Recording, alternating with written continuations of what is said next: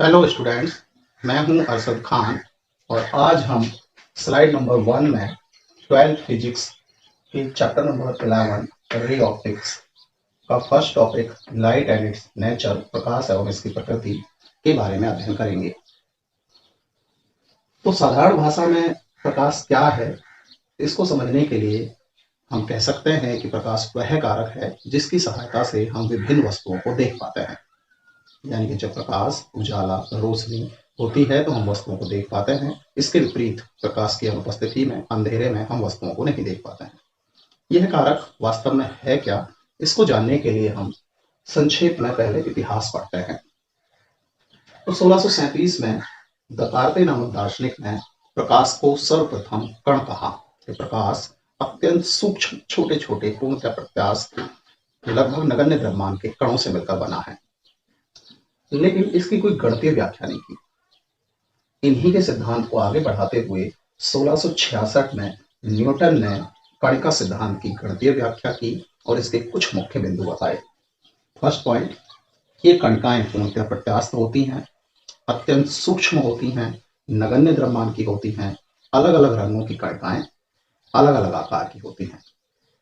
Newton ने यह भी बताया कि इन कणिकाओं का वेग सघन माध्यम में विरल माध्यम की तुलना में अधिक होता है, जो कि सर्वथा गलत है। लेकिन न्यूटन का मानना था कि जो कणिकाएं हैं उनका वेग सघन माध्यम में विरल माध्यम की तुलना में अधिक होता है। इसी दरमियान 1650 और 60 के मध्य हाइगेंस नामक वैज्ञानिक का अलग मानना था और उन्होंने प्रकाश को तरंग कहा। उन्होंने भी अपना तरंग सिद्धांत प्रस्तुत किया, जिसके अनुसार प्रकाश तरंग और तरंगाग्र के रूप में गमन करता है।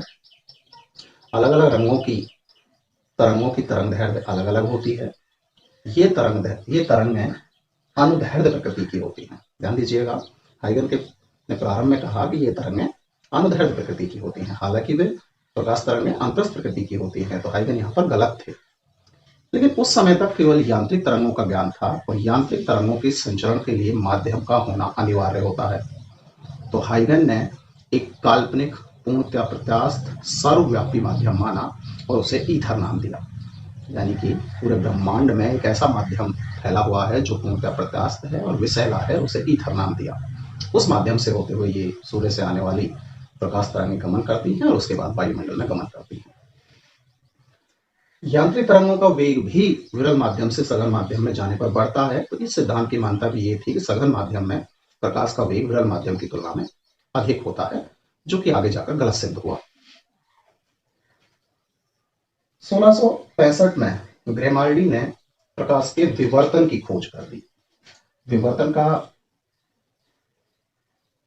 शॉर्ट में अगर हम अर्थ समझें तो प्रकाश का अपने पथ से मुड़ना, अपने मार्ग से प्रकाश का किसी अवरोध से टकराकर मुड़ जाना या उस अवरोध की ज्यामितीय छाया में प्रवेश कर जाना की घटना को प्रकाश का विवर्तन कहते हैं और इसको 1665 में ग्रेमाल्डी ने बताया। 1669 में बार्थोलिनस ने द्विअपवर्तन की खोज की। द्विअपवर्तन का मतलब है कि आपतित प्रकाश अपवर्तन के पश्चात दो किरणों में बढ़ जाता है। एक साधारण किरण बनती है जिसे हम ई किरण कहते हैं और एक असाधारण किरण बनती है जिसे हम ओ किरण कहते हैं। और सॉरी, साधारण किरण ऑर्डिनरी रे ओ किरण और असाधारण किरण एक्स्ट्रा ऑर्डिनरी किरण ई किरण के नाम से जानते हैं। साधारण किरण अपवर्तन के सारे नियमों की पालना करती है, जबकि असाधारण किरण अपवर्तन के नियमों की पालना नहीं करती है।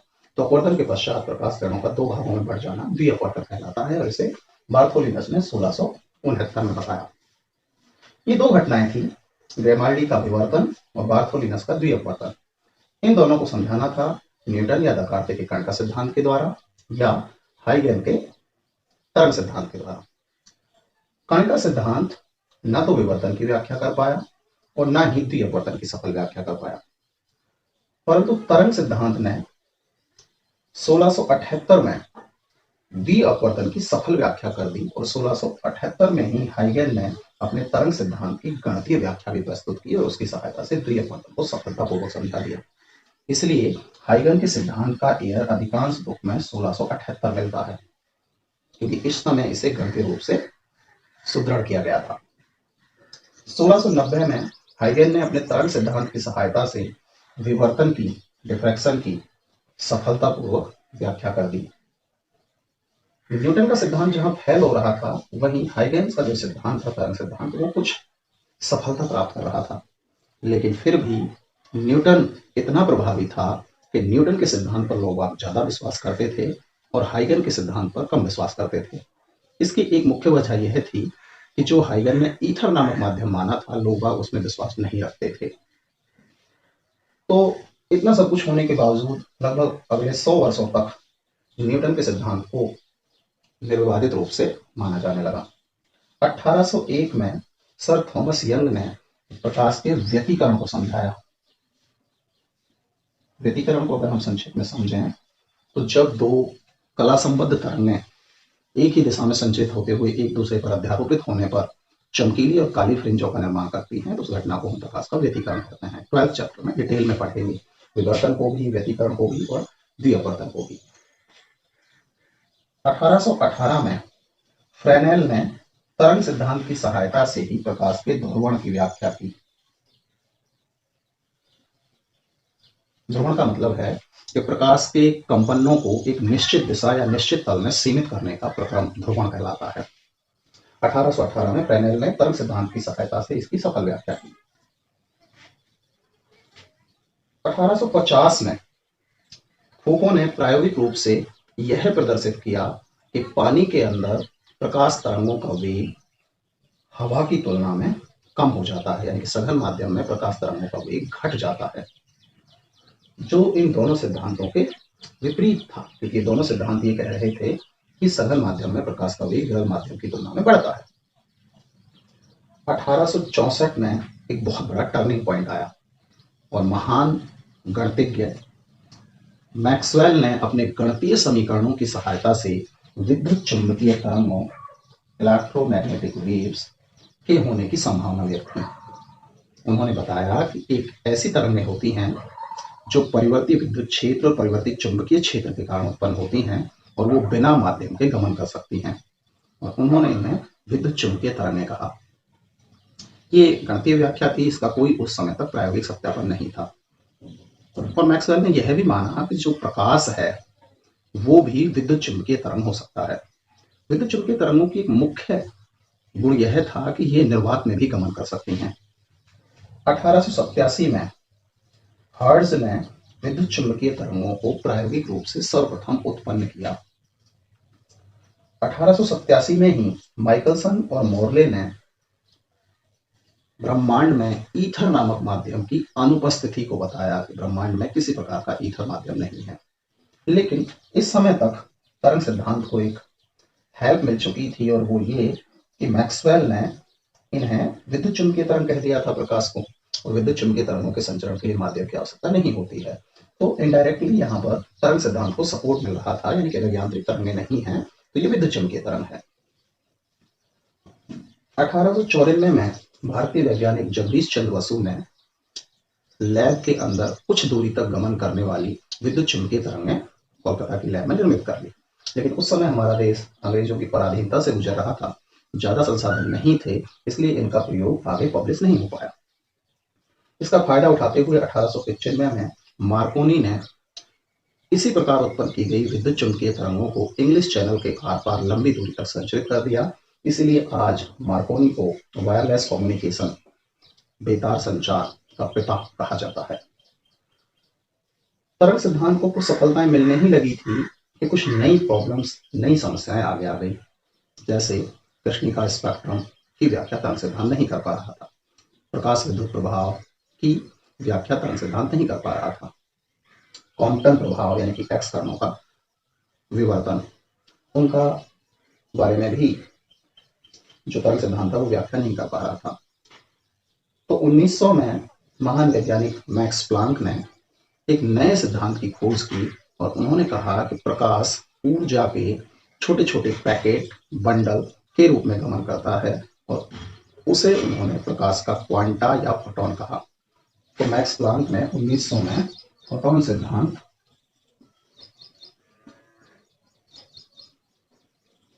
प्रतिपादित किया, और इसके आधार पर कृष्णिका स्पेक्ट्रम की सफल व्याख्या की। 1905 में अल्बर्ट आइंस्टाइन ने फोटोन सिद्धांत, क्वांटम सिद्धांत के आधार पर ही प्रकाश विद्युत प्रभाव, फोटोइलेक्ट्रिक इफेक्ट, जिसे हम 13 चैप्टर में पढ़ेंगे, कि किसी सतह पर प्रकाश डालने से इलेक्ट्रॉनों के निकलने से धारा का प्रवाहित होना प्रकाश विद्युत प्रभाव की घटना कहलाती है। और इसकी सफल व्याख्या अल्बर्ट आइंस्टाइन ने 1905 में फोटोन सिद्धांत या क्वांटम सिद्धांत के आधार पर की। 1922-23 के दरमियान कॉम्पटन ने एक्स किरणों के विवर्तन को समझाने के लिए भी मैक्स प्लांक के फोटोन सिद्धांत की सहायता ली और उसे सफलतापूर्वक समझाया। क्वांटम प्रभाव भी हमें आगे पढ़ना है। इसका मतलब है कि जब हम किसी वस्तु के ऊपर एक फोटोन आपतित करते हैं तो उस वस्तु से, उस आवेशित वस्तु से इलेक्ट्रॉन निकल जाते हैं और कुछ कम ऊर्जा के फोटोन, अगर इनकी तरंगदैर्घ्य लैम्बडा है तो लैम्बडा डैश तरंगदैर्घ्य, इनकी तरंगदैर्घ्य बढ़ जाती है और ऊर्जा घट जाती है कि नए फोटोन निर्मित हो जाते हैं। इस घटना को क्वांटम प्रभाव कहते हैं, जिसे हम आगे डिटेल में जानेंगे। तो 1922-23 में क्वांटम प्रभाव अस्तित्व में आया। 1923 में वैज्ञानिक जगत इस दुविधा में पड़ गया कि प्रकाश की कुछ घटनाएं ऐसी हैं जिनको केवल तरंग सिद्धांत समझा पाता है, जैसे प्रकाश का व्यतिकरण, विवर्तन, ध्रुवण। इसको कणिका सिद्धांत या फोटोन सिद्धांत समझाने में सफल नहीं है।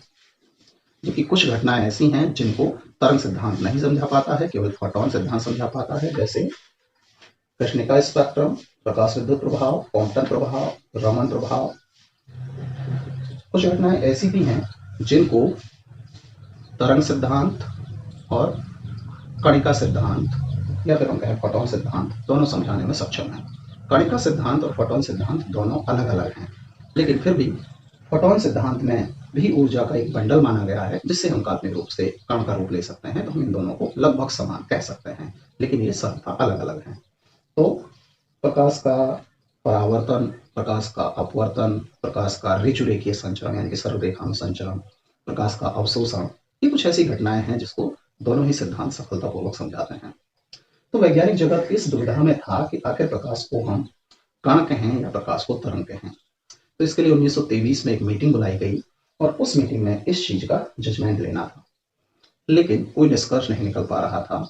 तो महान वैज्ञानिक लुईस डी ब्रोगली ने एक सुझाव दिया कि हम प्रकाश की द्वैती प्रकृति मान लेते हैं, हम प्रकाश को ड्यूल नेचर का मान लेते हैं। यानी कि जब प्रकाश किसी वस्तु से उत्सर्जित होता है तो वह फोटोन के रूप में होता है, ऊर्जा के मंडल के रूप में होता है। जब वो गमन करता है तो वो तरंग के रूप में होता है। जब किसी सतह पर वापस पड़ता है तो वो फोटोन बन जाता है और इसे फोटोन तरंग कहा गया। क्या कहा गया इसे? फोटोन तरंग। द्वैती प्रकृति को मान लिया गया। 1924 में अपने सुझाव को ही ध्यान में रखते हुए डी ब्रोगली को विचार आया कि जिस तरह से प्रकाश की द्वैती प्रकृति है, प्रकाश तरंग होते हुए भी कण का फोटोन का स्वरूप रखता है, क्या उसी प्रकार जो द्रव्य कण हैं उनके साथ भी तरंगदैर्घ्य जुड़ी होती है, यानी कि द्रव्य कणों की भी क्या द्वैती प्रकृति होती है। और इसके लिए 1924 में उन्होंने एक परिकल्पना प्रस्तुत की जिसे डी ब्रोगली परिकल्पना कहते हैं। इसके अनुसार जिस प्रकार से प्रकाश की द्वैती प्रकृति है, ठीक उसी प्रकार द्रव्य कणों की भी द्वैती प्रकृति होनी चाहिए और प्रत्येक द्रव्य कण के साथ जुड़ी हुई तरंगदैर्घ्य का मान उसके रेखीय संवेग के व्यक्रमानुपाती होता है। समानुपाती व्यक्रमानुपाती का चिन्ह हटाते हैं तो ये प्राप्त होता है लैम्बडा बराबर h/p, जहां p का मतलब है उस कण का रेखीय संवेग, यदि उसका द्रव्यमान m है, वेग v है तो mv। तो लैम्बडा बराबर h/p के द्वारा उस कण की डी ब्रोगली तरंगदैर्घ्य या द्रव्य तरंगदैर्घ्य को हम निर्धारित कर सकते हैं। ये एक परिकल्पना थी, लेकिन 1927 में डेविसन और जर्मर ने अपने प्रयोग के द्वारा द्रव्य कणों की द्रव्य तरंगदैर्घ्य, डी ब्रोगली की परिकल्पना और एक्स कणों के विवर्तन को सत्यापित कर दिया।